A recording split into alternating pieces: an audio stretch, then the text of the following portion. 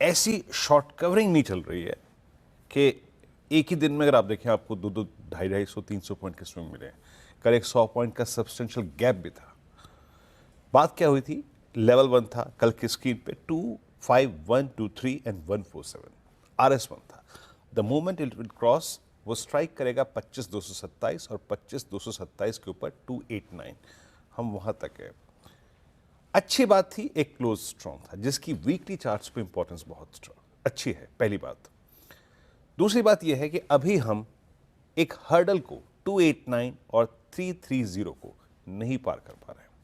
कल नहीं पार कर पाए, कल कंट्रीब्यूशन आईटी का था, चल गए। कल नहीं पार कर पाए, कंट्रीब्यूशन नहीं मिला बैंक निफ्टी का, नहीं चल पाए।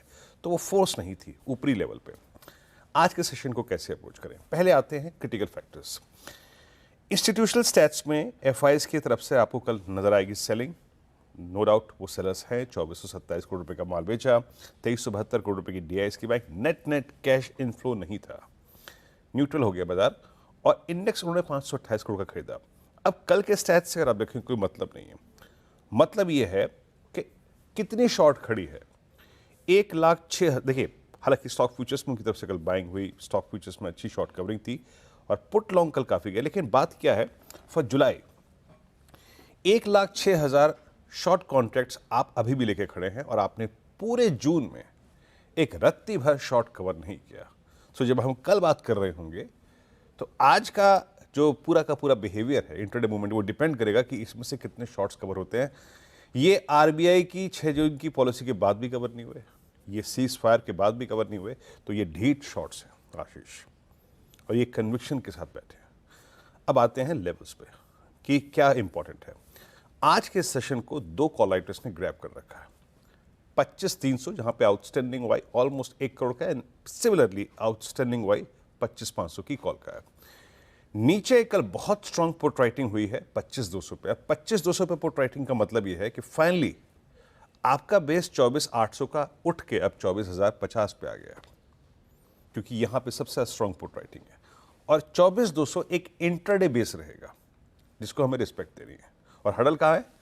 25,300 लेवल्स पे ट्रांसलेट कर लेते हैं इसको। एक बार जरा पिरामिड्स देखिए, आपको पिरामिड्स देखिए क्या फीलिंग आएगी, जो मेरे को फीलिंग आई थी कि पुट राइटर्स इस सेशन के लिए एक स्ट्रॉन्ग कन्विक्शन होल्ड करते हैं versus call writers. Look at light candles, समझिए इस बात को।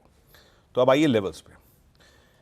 देखिए, हमें एक लेवल ड्रॉ करना है कि बेस क्या होगा, इंट्राडे बेस। मैंने फिर डिफाइन किया कि एक बेस बड़ा है 25,050 पे, बट इंट्राडे बेस जहां तक कि डिप को मुझे कंसिडर करना है वो है आशीष 25,152, 25,116। अगर यहां तक का डिप आ जाए तो बहुत अच्छी बात है उसको बाय करने के लिए ऑन एक्सपायरी डे। नहीं आए, अगर 50 पॉइंट का गैप अप हो रहा है तो हमें किससे स्ट्रगल करना है, या फिर टसल करना है, या फिर टेस्ट करना है, वो है RS1। That's 25289 and 319। अगर इस 30-40 पॉइंट के दायरे के ऊपर टिक गया आशीष, तो एक शॉर्ट कवरिंग वो आपको 383, 414 और 463 दे सकती है।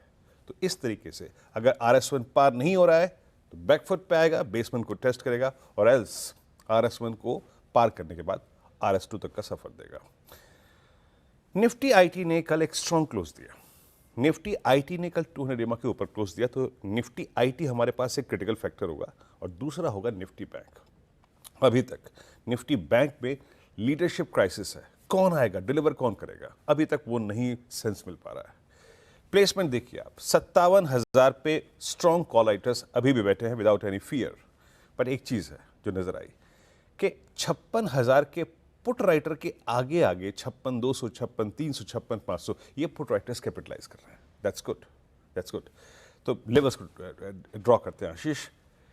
इन सर्कमस्टेंसेस में अ डिप टुवर्ड्स 56,500 और base one, I mean 56,362 and 175 looks great to buy. वो अच्छा लेवल हुआ एंटर करने के लिए।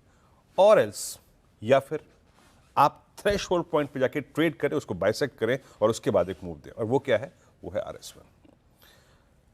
57,045, 57,072 और करीब करीब 56,871। अगर आप इस जोन को बाइसेक्ट करें तो एक स्विंग मिलेगा ऊपर की तरफ, RS2 की तरफ। और एक चीज आशीष, कल जैसे कि हम बात कर रहे थे कि FMCG पे नजर रखिएगा, आज आप नजर रखिएगा एक स्पेस पे, और वो है ऑटो आशीष।